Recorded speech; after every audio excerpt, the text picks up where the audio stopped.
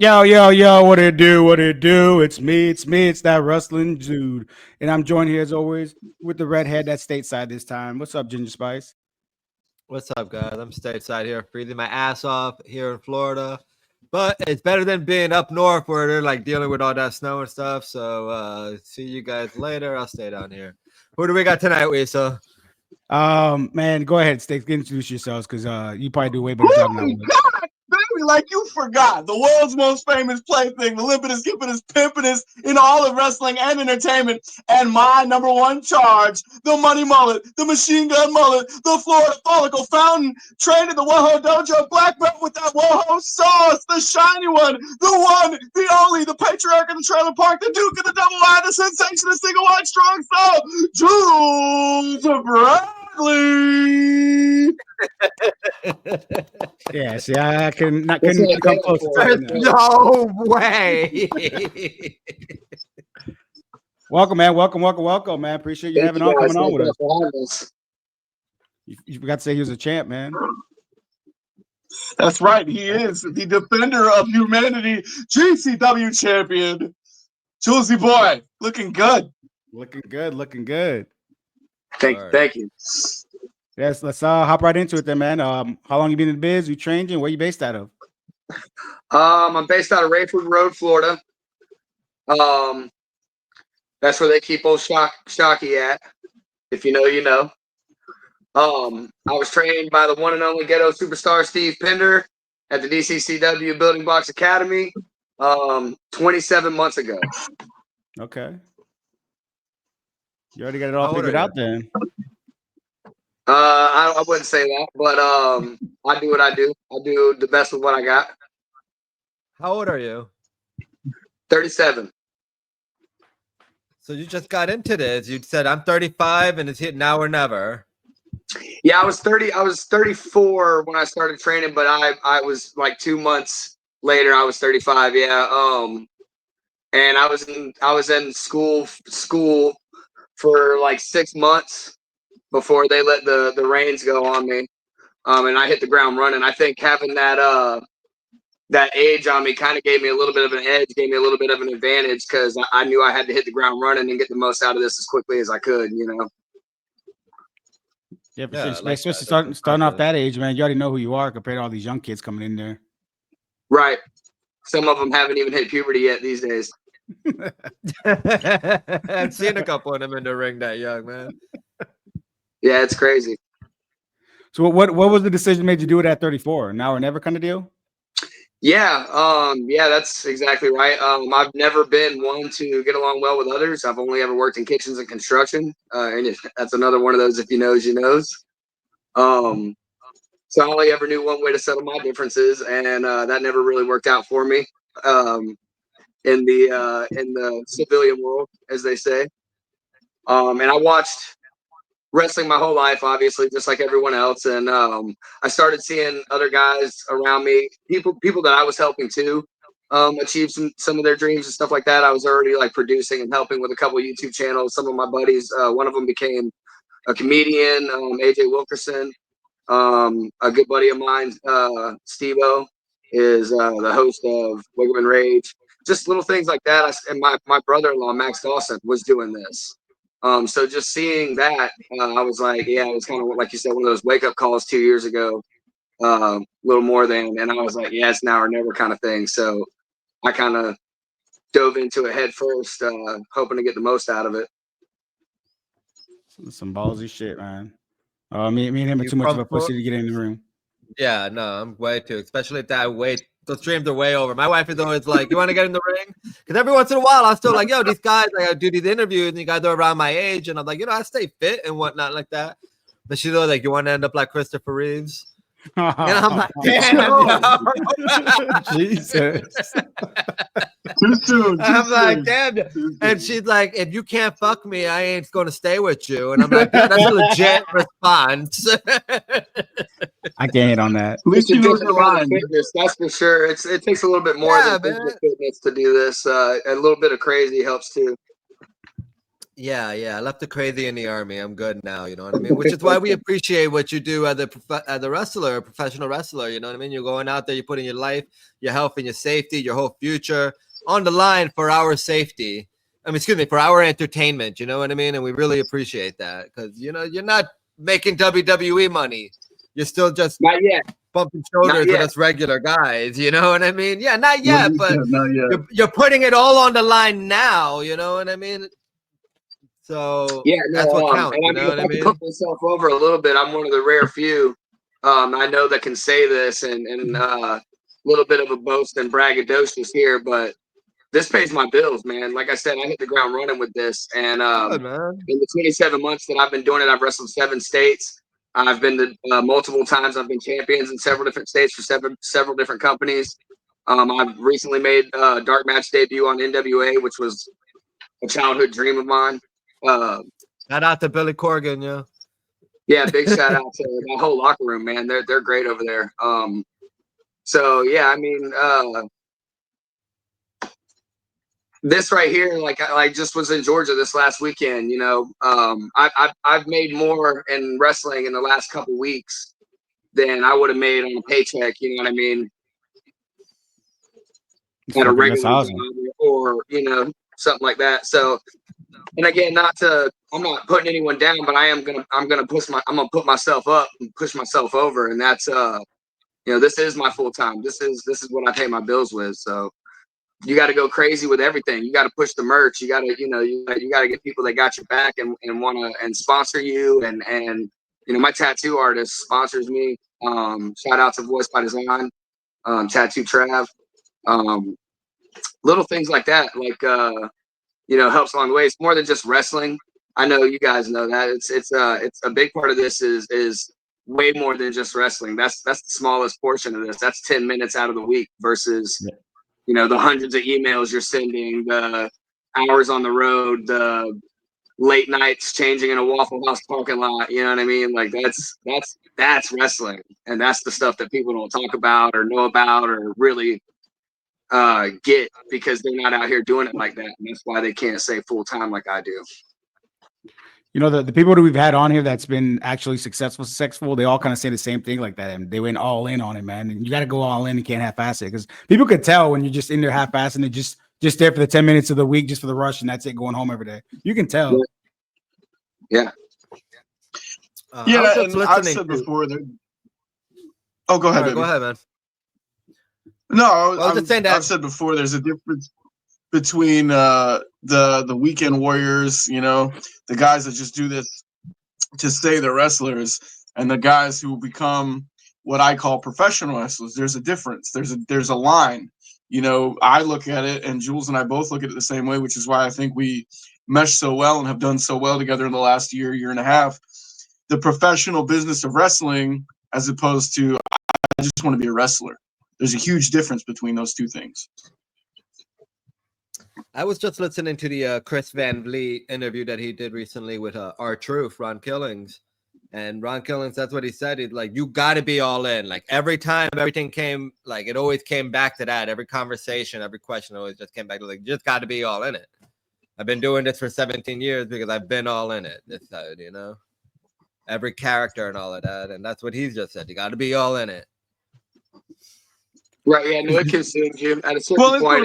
This is one of those businesses where it'll chew you up and spit you out if you let it. You know what I mean? If you half-ass this, if you come at this with a backup plan or a parachute, chances are you're gonna get eaten alive and you're gonna burn out in a year, 2 years, whatever.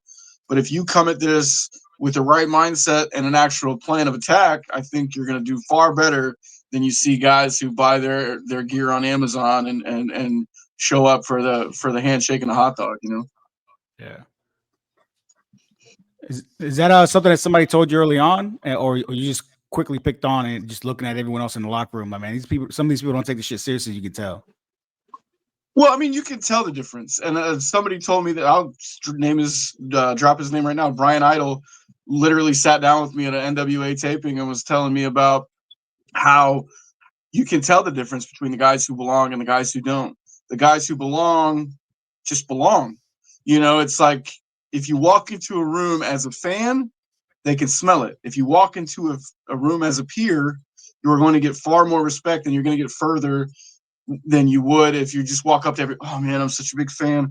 Can I, after the show, can I have your autograph? That's bullshit. If you walk into a room like you own it, then you belong there. You know what I mean? And they can smell, this is a shark-infested ocean. They can smell blood.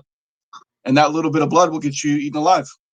My wrestling familia, my mama and my papa wrestling, always taught me that we got to carry ourselves at a higher standard, at a higher level, and that's just that's 101. That's basics 101. This guy right here told me early on, act like you've been here before. When you walk into a room, act like you've been here before.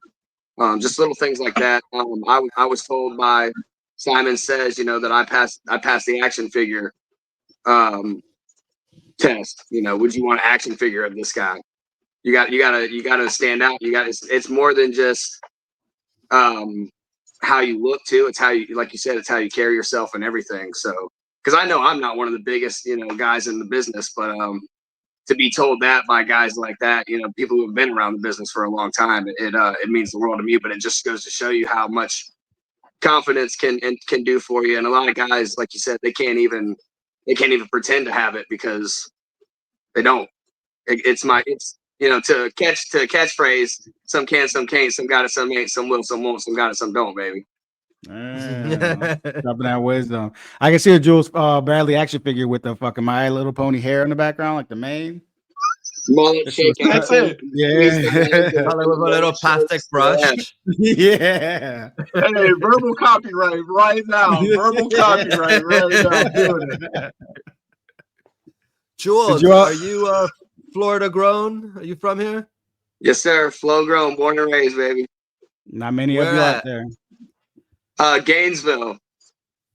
I'm a Shands baby. Tell him where. Come on now. So a lot of people won't recognize it, but I live in a tiny little town just outside of Gainesville, in between Gainesville and Ocala, Florida, called Micanopy. It's the second oldest inland town in America, next to St. Augustine. It was the first trading town with St. Augustine back when the Spanish were here before anybody else. Yeah, population 600. It's tiny. None of this shit, man. I like Gainesville, man. I've been to the Grog a couple times. Yeah, we're not far down the road from Hog Valley. If you know, you know. Yeah. Who'd you initially break in as? Were you Jules all the way, or you get something embarrassing? Yeah, when I first started, I was the shiny one, Jules Bradley. I had long brown hair. I was white meat baby face. I came out to a rock version of Shine Bright, Rihanna's Shine Bright Like a Diamond. I was really pushing the baby face gimmick real hard. But eventually the blonde dye came, and I've rocked a mullet throughout my life here and there. It's either always been a mullet or a mohawk, and decided to cut the old Florida follicle fountain back in, the $1 million mullet, the money mullet, the main event mullet back in, and it's been a rocket strapped on my back ever since. And my wife found the song for me, which everyone loves. The entrance goes crazy. I don't even gotta do nothing for like 5 minutes. I just got there and wiggle my hair at people, and they go absolutely insane. So no, at first it wasn't that. That was definitely a process I had to figure out and find. When I first got in, man, I wanted to wrestle. I wanted to get in there and twist people up, dude. Probably had some pent up aggression or something. I don't know, but eventually I found out that I was going to make a lot more money selling mullet wigs at the merch table. So they told me the mullet with the sunglasses $30, man. That's just fucking steal. Yeah. The sunglasses are normally $15 and the mullet wigs are normally $25. But if you cop them as a combo, you get a deal. Yeah, it's a steal. Nah. Those are merch table exclusives. I have the gold merch table. Yeah, I have the online store, unforgettablevision.com/Jules Bradley, where I have only online exclusive items on there, and then my merch table is completely different. I've got stuff on the table that you can't get online, so gotta buy the tickets. So see, man, smart man, marketing yourself. It separates you from everybody else. Yeah, always. Big shout out to old Storm Thomas for that. That's a seminar I took. I learned a lot about keeping my merch table nice and pretty and setting everything up nice and vertical so they can see it, and business degrees and all aside, and eye catching aside, I was a flea market kid, so I knew how to sell ninja stars. You got to have a katana in the background, you know what I mean? Yeah. Sure, they had a couple good ones up in the Gainesville area too, the Panhandle. Funnel cake and a tall boy. Let's go. But people haven't seen you, man. What's your ring style like? What would you describe it as? Man, I'm a little bit of everything. It depends on the call for the situation. I've noticed that it depends on not just my opponent, but where I'm at. I'm able to not just read a crowd, but an area. A lot of times you go to places and what works one place won't work another. And what works with one guy won't work with another. So, I mean, I do a little bit of everything, everything from luchador to grapple. And everyone knows I'm not afraid to bend the rules a little bit and be a little roughneck out there. So, I mean, if I had to describe it, I would say it's single wide strong style. Then he's going a t-shirt. Yeah, baby. It is. It is on a t-shirt. It is on a t-shirt. Oh, shit. It is on a t-shirt. Trailer park quarter too. That's another one. What's your finishing move? The Funky Cole Medina, baby. And what's that? I guess fans would know it as the Whisper in the Wind. I twist the opponent's arm up in a wrist lock, and I run into the turnbuckle, do a little turnaround with the front flip kick. Notoriously known for low-key knocking people out with it. That's mine. I do it with a little flair. Some balls that should have come off the top rope. Especially like that with no real, I don't want to say no real control, but you just kind of just twisting, hoping you land right. Yeah, you're hoping your heel. You know what? For somebody who isn't your prototypical athlete, I've seen this man put the brakes on mid-air just to save his own ass. So he's got more athletic ability in a mullet than most people got in their whole body. I'm just saying. I've seen some crazy shit. All right, but what do you mean by prototypical athlete? Thank you.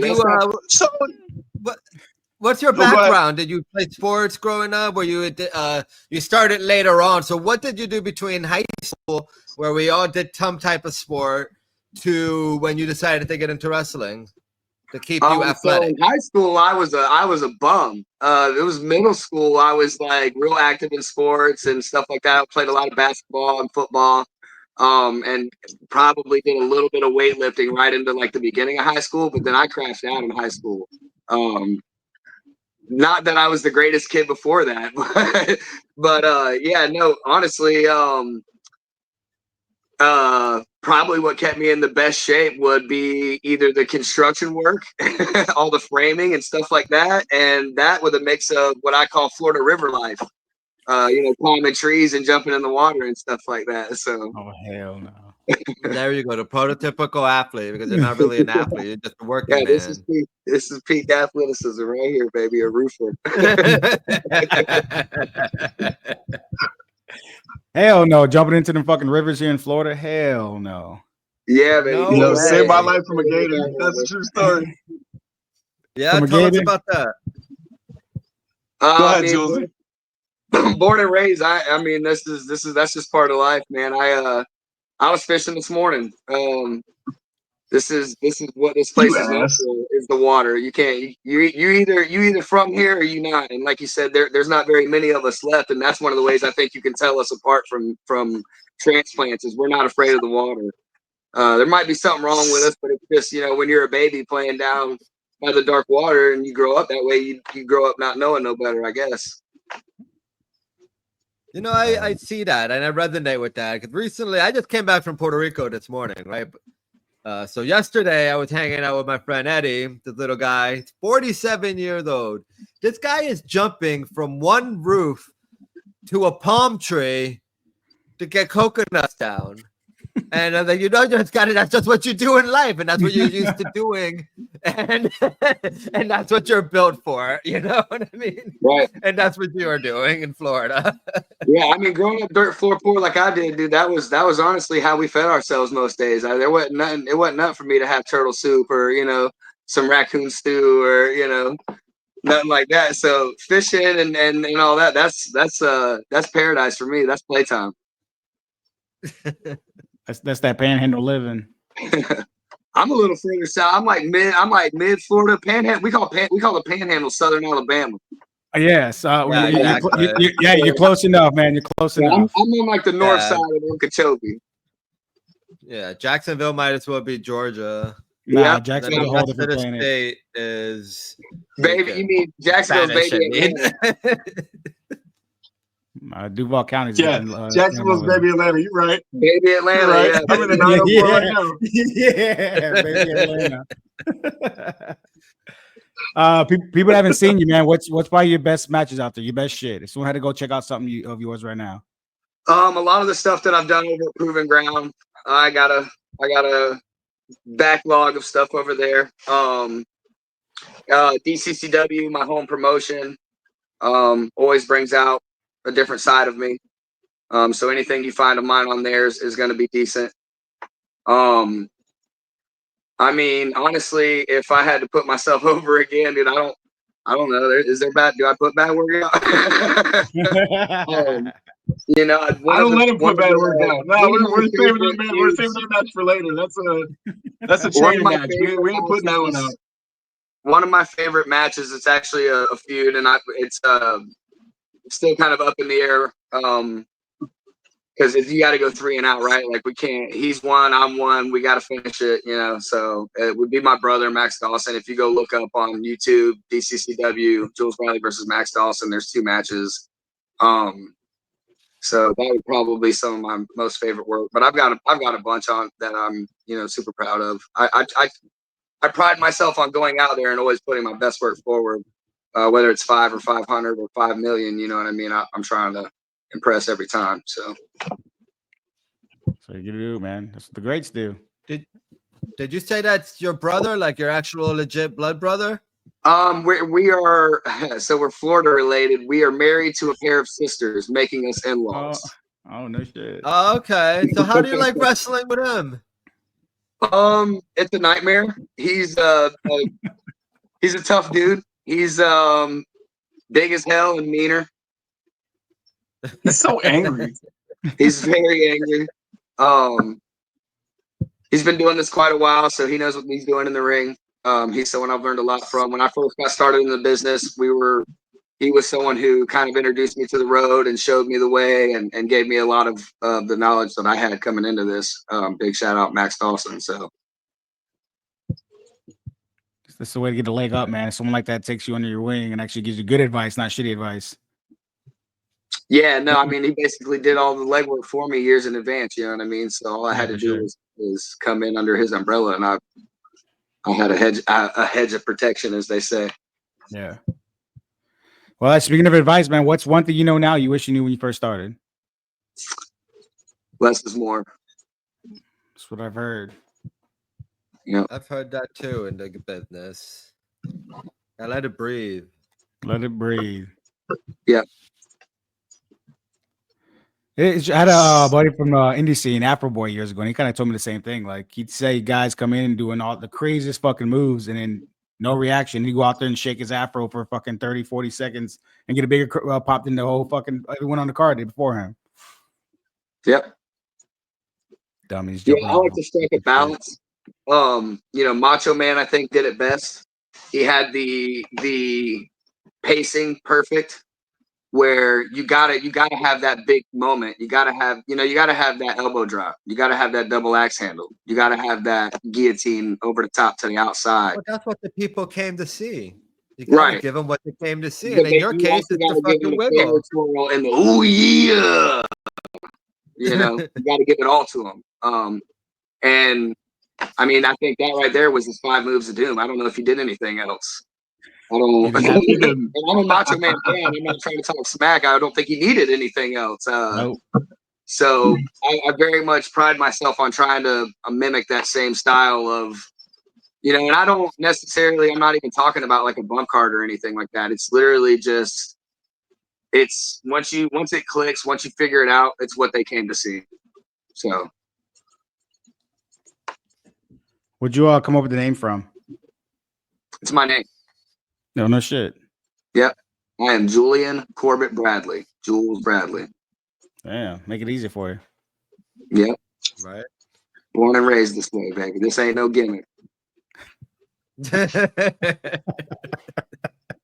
You can kind of tell too. I mean, that's what they say, right?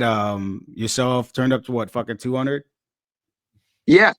Yeah, I got to turn down sometimes. Usually a volume only goes from 1 to 10. Yeah, I got to feel the promotion out when I get there and turn down. Sometimes some people are family friendly, so. Yeah.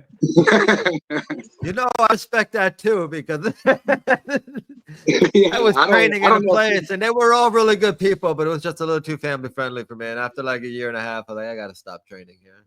I just did a show in Georgia Old School. Big shout out Georgia Old School Championship Wrestling. We'll be back there February 1st. And I always make sure to ask the parents when the kids come up and ask for a picture, hey, is the kid allowed to shoot a bird? And then the parents, the parents do what the parents do. And that's why there was a ton of pictures of me on the internet floating around shooting birds with little kids, I guess. Nice. So sometimes you can really, crank it up and show the high class white trash side of yourself. And then other days, I kind of got to tone it back to that beginning of the shiny one, and kind of thread that line a little closer. So if anything, man, I would say I have to turn down sometimes. Yeah, we grew up in the era of the crouch chop, so. Yeah, exactly. Yeah, right. I think a good buddy of ours who you guys have had on here before, I won't mention him by name just because I'm putting myself over and not him, but we say it all the time in the locker room, man. You guys are a bunch of nerds. You guys want to go play comic books and video games after this, and we're trying to go party, like what happened? Yeah, let's go drink some. What happened to wrestling, dude?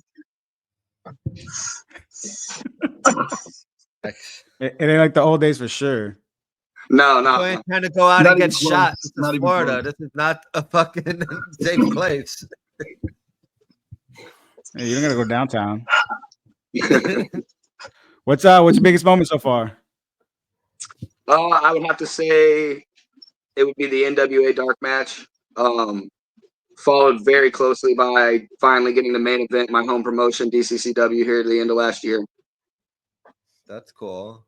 They're very neck and neck. Yeah, I got to wrestle Jacob Kelso, someone that I've watched since getting into training and everything, who was at the top, at the upper echelons when I got in. So I've watched myself kind of up the ladder, nipping at those heels now. So he better watch out. I'm liable to take that heavyweight championship before he knows it. That If I have anything DCCW, to say about it, you'll take it sooner rather than later. Did Those, you get to meet Billy Corgan? Oh, yeah, a couple Billy's times. awesome, man. Yeah, no, he's awesome. I've had the privilege of having Billy Corgan's credit card in Walmart. That's cool. I just bought the waters. There were receipts. He's an eccentric, eclectic fellow, just like he, puts out there to the world. That's how he really is. But a sweetheart, one of the nicest people you could, as big of a star as he is, one of the most down to earth guys you'll ever meet, honestly. That's cool. I'd love to meet him. He's so cool.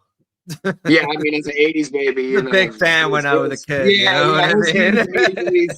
Yeah, not just the owner of the NWA, but the lead singer of the Smashing Pumpkins. It was really cool. Yeah. I got to meet Lead singer Vampiro in the NWA. I got to meet Vampiro in the NWA locker room. That was as a 80s baby. That was a really big moment for me. Him putting over my jewelry and my look. I could have walked out of the business right then. Like I'm good. But yeah, that whole locker room, like I said, full of really good talent, really cool people that I've had the pleasure of not just sharing a locker room with, but picking their brains and learning a lot from them. People like, Dr. Tom Pritchard and stuff like that. So sitting next to people like the Kazanas, making jokes with old Thrillbilly, like that locker room is it's something different. I really enjoy it there a lot. Soda Pop, Soda Hendricks, really good dude. Miss Sherry, big shout out, Miss Sherry. I hope she saw this. She ain't gonna see this, but she don't social media.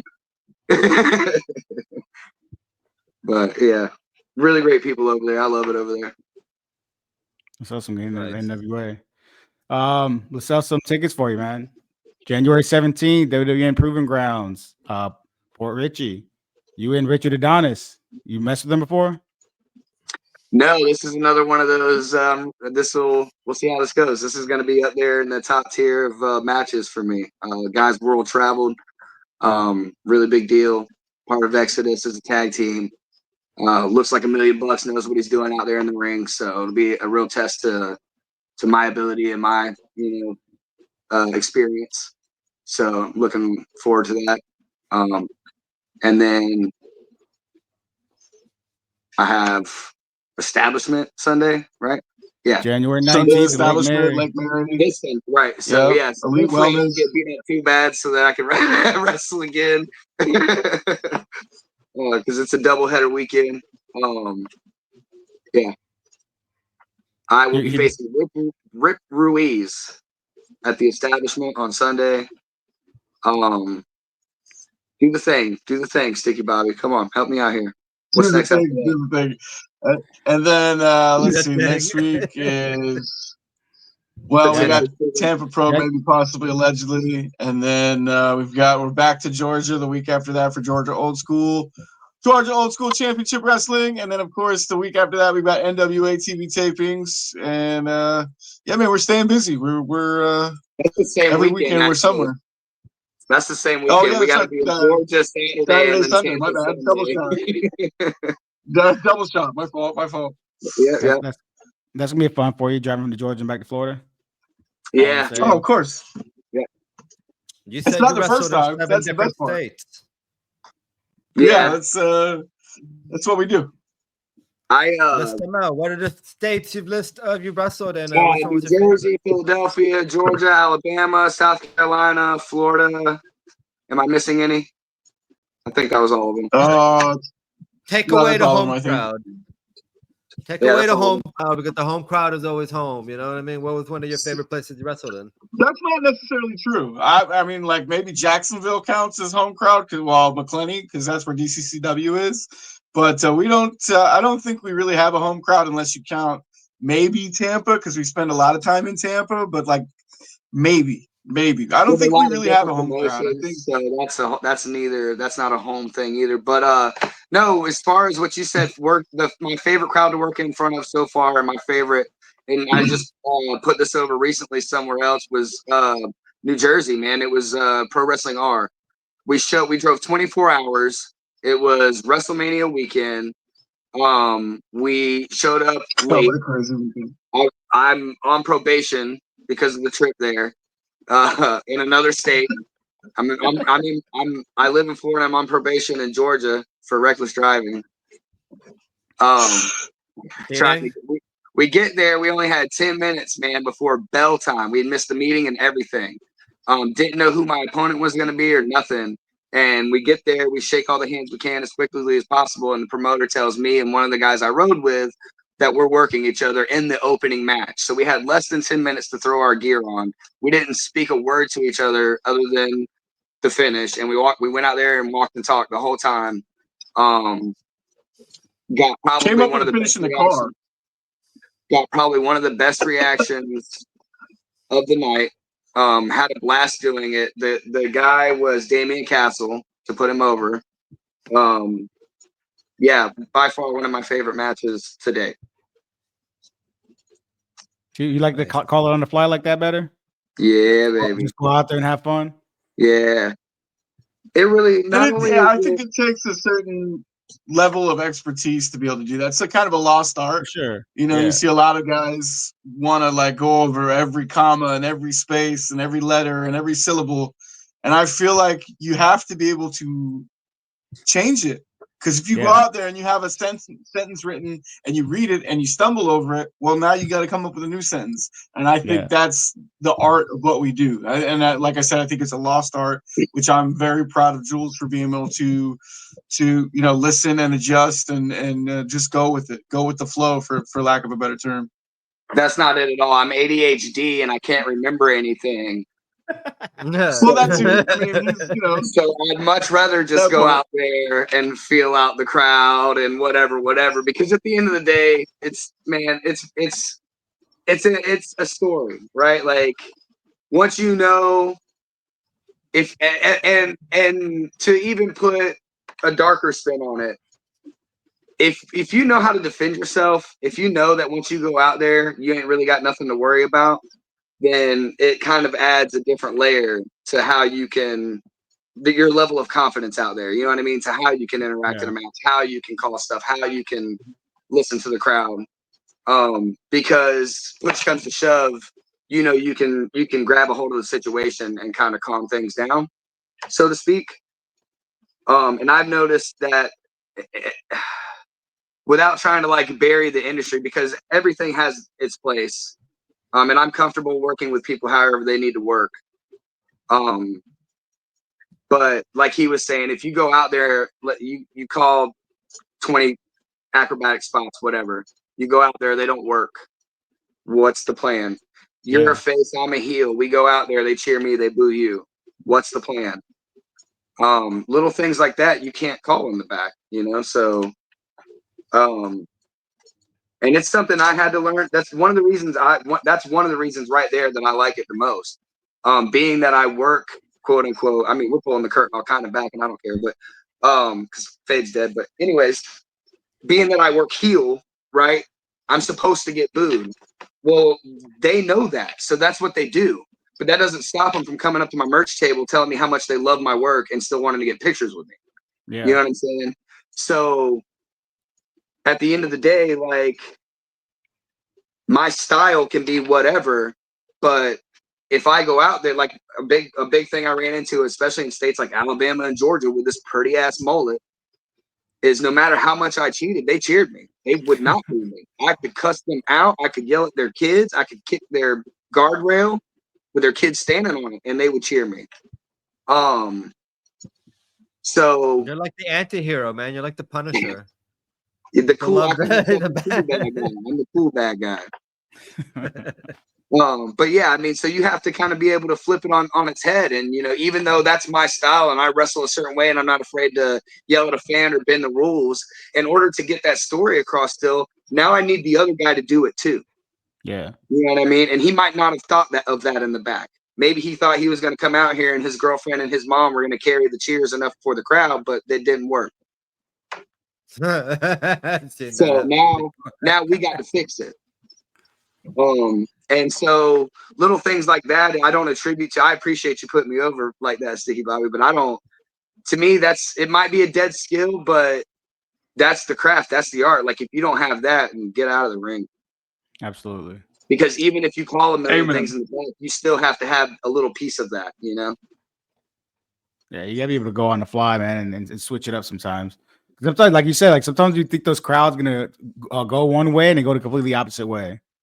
Mm-hmm. We've seen those guys get lost in the ring. Like, fuck, what do I do now? Mm-hmm.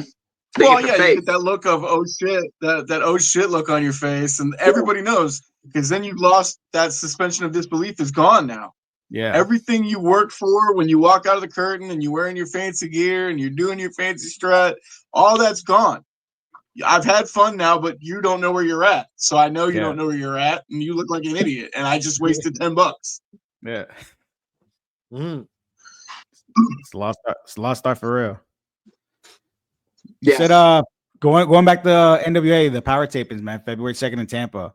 What's it like working in front of a studio crowd like that? How much different is it than a live crowd? Like actual regular crowd, let's say. What's the saying, Sticky Bobby? Same show, different skirting, baby. You know, same ring, same ropes, different skirt. It's the same thing. If you, Yeah. you know, and they're there to have a good time. So like they'll literally, you know, they come in, you tell them what's up. This is a TV taping. They're gonna air this time, but they're there to have a good time too. So it's not like that you have to pull anything extra out of them. They're there to see good wrestling. They're there to cheer and to boo and to have their chants and their claps and their stomps and all that stuff. So it's the same thing. You just gotta know where to be and when to be there, and it's, you know, easy. I love the atmosphere because it's smaller, it's more intimate. You get a little more energy from that group of people, especially when they fill that studio up. You know, I feel like there's a little more heat in the building, if that makes sense. Yeah. Yeah. Yeah, it's 20 degrees hotter in that building when it's packed. And I mean, yeah, no, to their credit, they do a really good job drawing the Tampa crowd, and the Tampa crowd knows who I am. So, I mean, you want to see your boy, you know, let them know. Because I didn't have a problem. It was very comfortable to me. It was just like working Proving Ground or GCW or Mero or any other show that I've worked. Just inside, there's a lot more crowd interaction between like segments or whatever, between like the producers and stuff and the crowd to kind of keep them lively. But they do a really good job of moving everything along. They film normally like anywhere from 15 to 20 matches in a couple days. So it's a lot of hard work. It's a lot of going and long days. Long days, and the fans are there for it, man. Like you said, they keep their energy going the whole time. So it's smart though to get those diehard fans in there too. Because I used to go to the TNA tapings, it was completely different because they used to let half the Universal Studios in there, and those people didn't care about wrestling. They just wanted to get out of that heat. Yeah, they let them in for free, right? They let them in. They just cattle call them in, right? I used to go to those every once in a while too. We used to do marketing for them when I worked for 95.7 in Daytona. They used to do marketing with us, so I would go every once in a while. And they would just bring people in, and you'd see the looks on these fans' faces. They had no idea what's going on. But when you bring the NWA, and I think that's a credit to Billy Corgan as far as his marketing strategy and what he's done as far as building that brand back to wrestling prominence to get those hardcore fans and to say, hey, we're the NWA, we're going to be here. And I just saw some video from them in Dallas, and they killed it in Dallas too. Same thing in Dothan, same thing everywhere they're going. So it's good to see that brand snowballing back to a high place in the business. Which they'll be back in Dothan March 22nd. March 2nd, I'm having my second and not annual, but my second, I guess, fundraising show to help AMP Professional Wrestling's owner and really strong, respected person in the business, someone who's done a lot for a lot of people, Mr. Rafael Gonzalez, the Hound Dog, Puerto Rican Hound Dog, who experienced loss during the hurricanes. So Clash Professional Wrestling is hosting a show where all proceeds will go directly to him. If you want to contact anybody through any of the social medias, there's posts and stuff. I think March to Glory, March 2nd. Yeah, please. Myself, Stix, and that's post 444. And then March 8th, we're back in Georgia again for Georgia Old School Championship Wrestling. And then if I'm forgetting anything, please help me out because I know I am. When you get you're nailing everything. When you get your title shot against TJ Brady, you're the number one contender for his title, right? You whooped his ass in the trailer park match. Can we go ahead? So you're 100% correct. AMP is in the works of hosting another show. They are planning to come back. I just recently saw a post, I think, where they announced something. I could be wrong. I could be just talking about some private information that's not out to the public yet. Oops. But there is a show in the works, and yeah, your boy is number one contender for old TJ Brady's pure title. I earned it in the trailer park match. I earned the shot again at the title because last time, it all started with me winning the 24/7 championship. Let's go back to the beginning, shall we?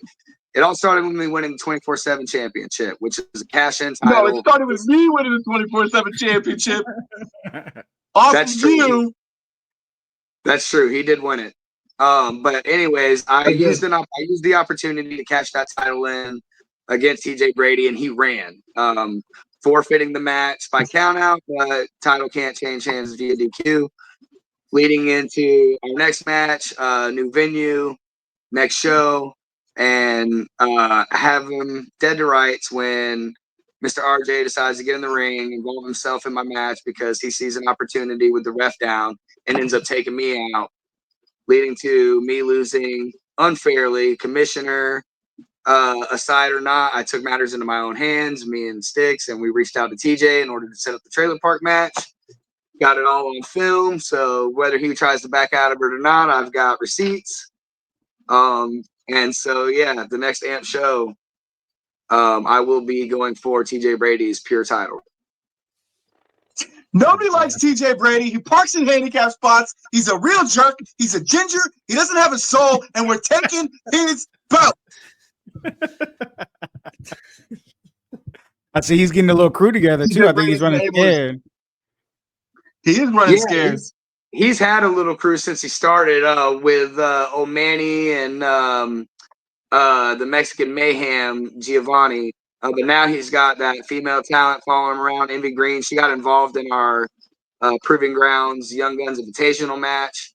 I probably would be your Young Guns Invitational trophy winner had TJ Brady had his little girlfriend come out there and interfere in our match.